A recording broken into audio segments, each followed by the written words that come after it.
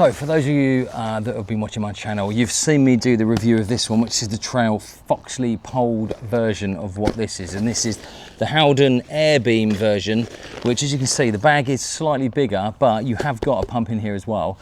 But to be honest, I'm quite shocked or surprised that it's not that big compared to the pole version, which was my biggest concern. It still fits in the van in exactly the same place, but it was a lot easier to put up. So we're going to take you through it step by step, show you what's in the bag, exactly how to put it up, some of the features and benefits of having the Haldon Air. So first of all, we'll get rid of the poled version. Okay, what we're going to do, the bag itself is really sturdy. This one actually has like a strap that goes across it as well to sort of hold it all in. It's slightly heavier. I'll put all the dimensions and everything on the screen, the differences between the two. So we'll open this up. This has been opened up before, as you can see.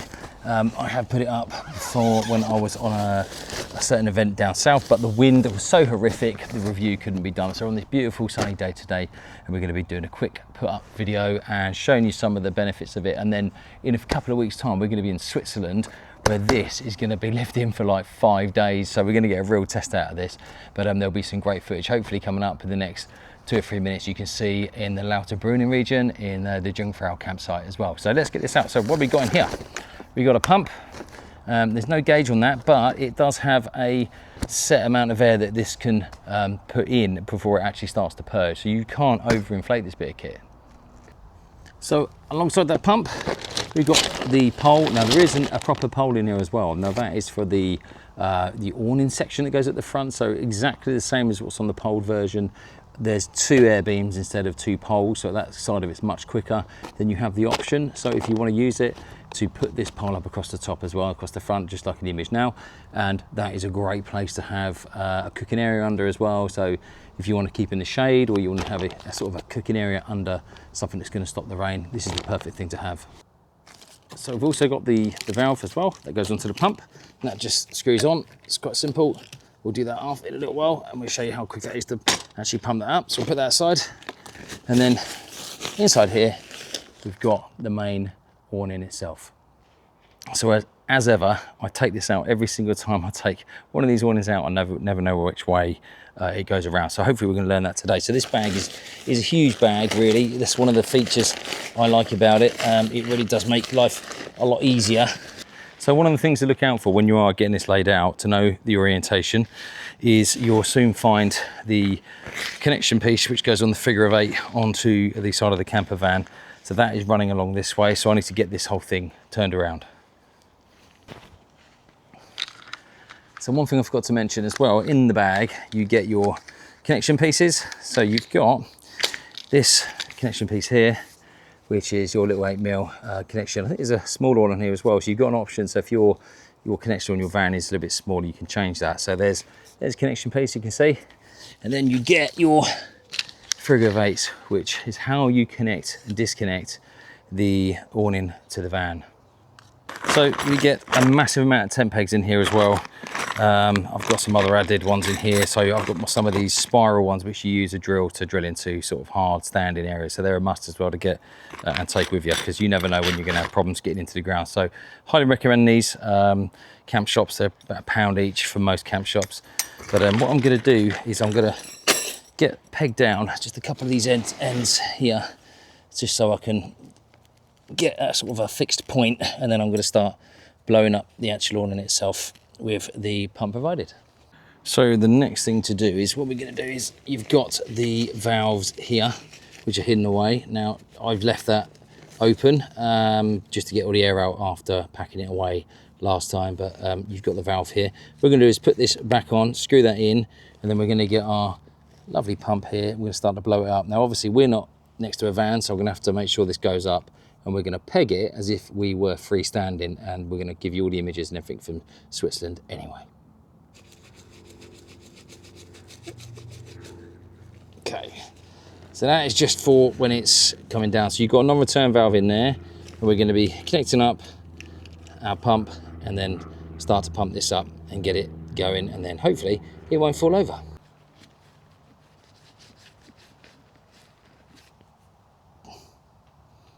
Okay, so I've got that connected up, and there is a red connection piece I'm going to show you in a minute, which screws in to keep this so it doesn't pop out.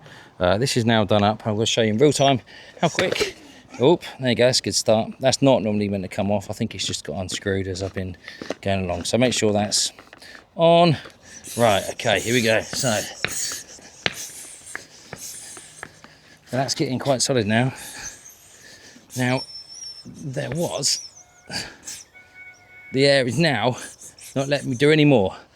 As quick as that. So yeah, it's got a safety feature built into this, which doesn't allow you to over pump it. So that, as far as I'm concerned, is fully up.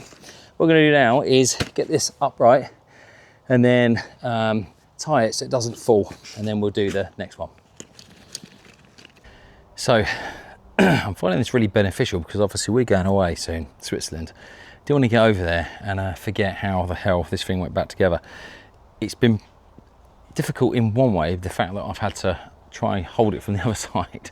And if I show you, we're sort of trying to makeshift it and it sort of be like a campervan behind. But all it's doing is showing that what you need to do when you actually disconnect this from the van itself. So you really want to make sure somebody's sort of maybe helping you hold these ones to then get these in line.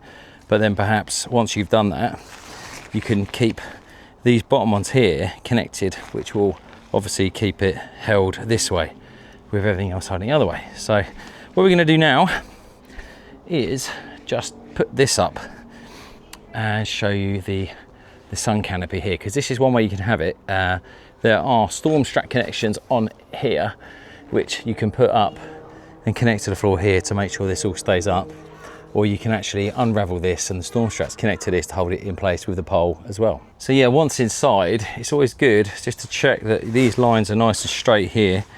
And the awning, this actual ground sheet, you can leave it in here, or you can take it out, clean it and put it back in after every use. It's up to you. Also make sure these poles, they've got Velcro on the bottom, make sure they're pushed right into the corners where they're supposed to be, and take out any old leaves from months ago and throw them out. But yeah, I'm quite happy with this at the moment. We're gonna then come back in here and go through some of the nice key and features in here. It is really warm in here, so we're gonna get back outside and keep going. So you've got this sort of setup where you've got no awning bit here. So we've got that rolled up across the top. A bit baggy over here, but we won't worry about that.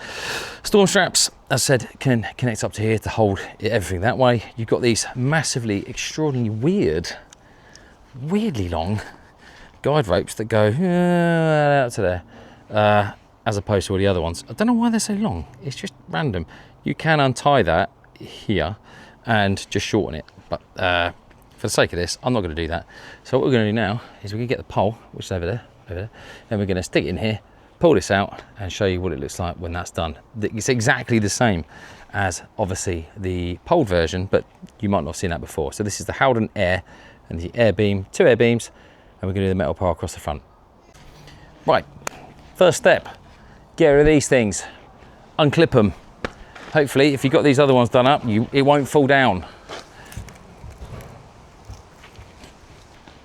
Steps 2, we're going to roll this out when the kids disappear, and we're going to then put the pole in and then stick it up, and hopefully it won't blow down because the wind's picking up, but I have got it pegged pretty much everywhere.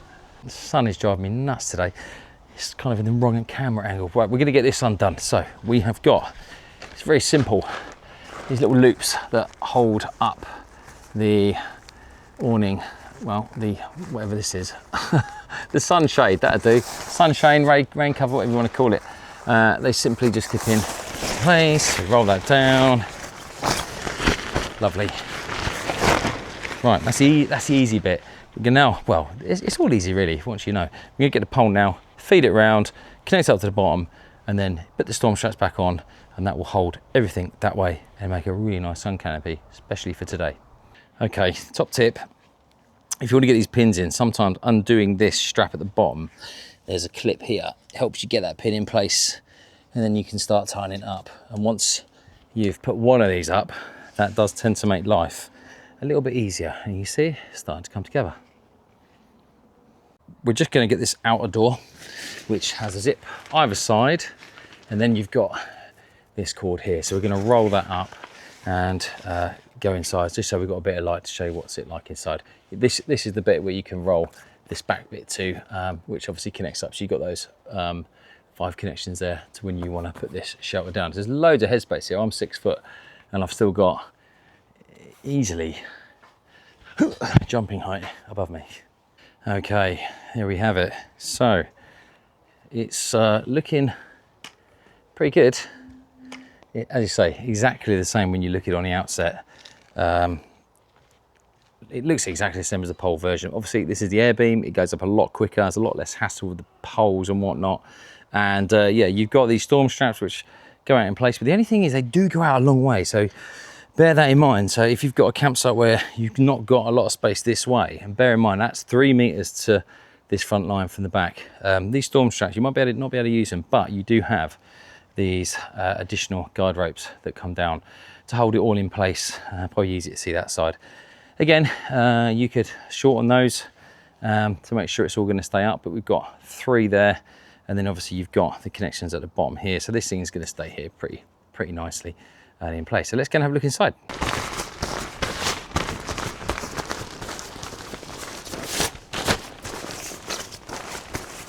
So behind this roller door, we've got this mesh. So you have a fly mesh in here, which is very, very important, which is always good to have.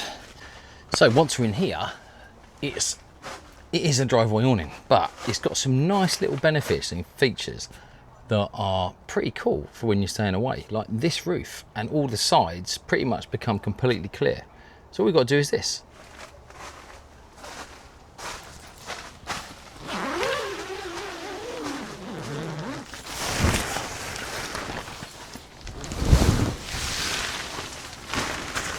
And just like that, you've got a panoramic waterproof roof.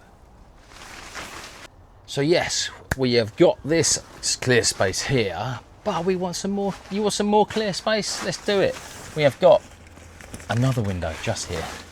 I know, look, I'm excited about these things, but small things, eh? Small things. So you can drop it down halfway like that, and you've got sort of a bit of privacy down the bottom end, or you can take that all the way down to give you a relatively good view.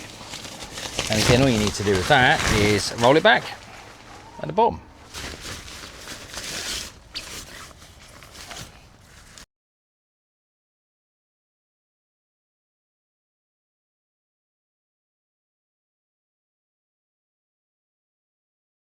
So we're on the side where you'd be in the middle between the van and the awning itself. So the van would be here, which you'll see in my Switzerland videos, and the door can go halfway down or it can be fully open.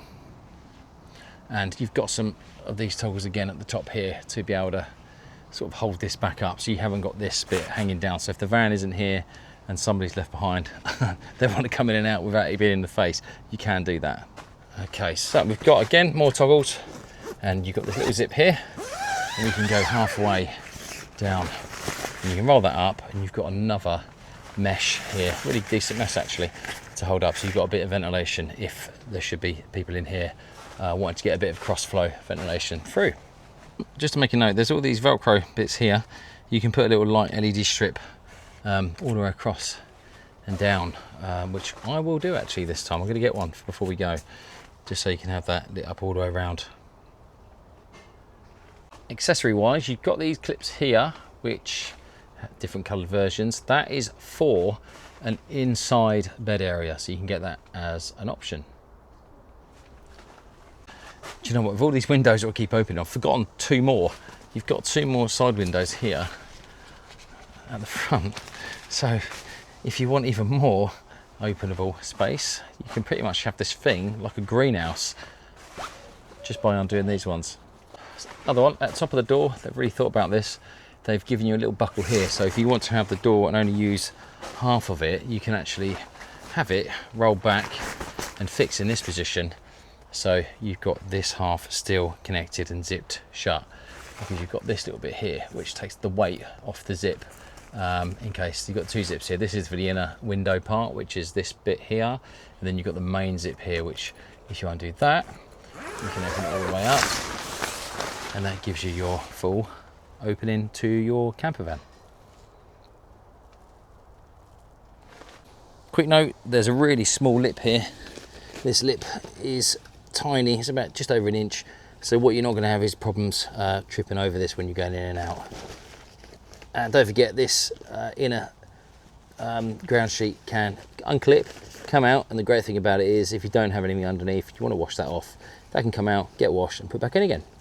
If all things have gone well and right, we should be in Switzerland. Just like that. Are we in Switzerland? Yes, we are.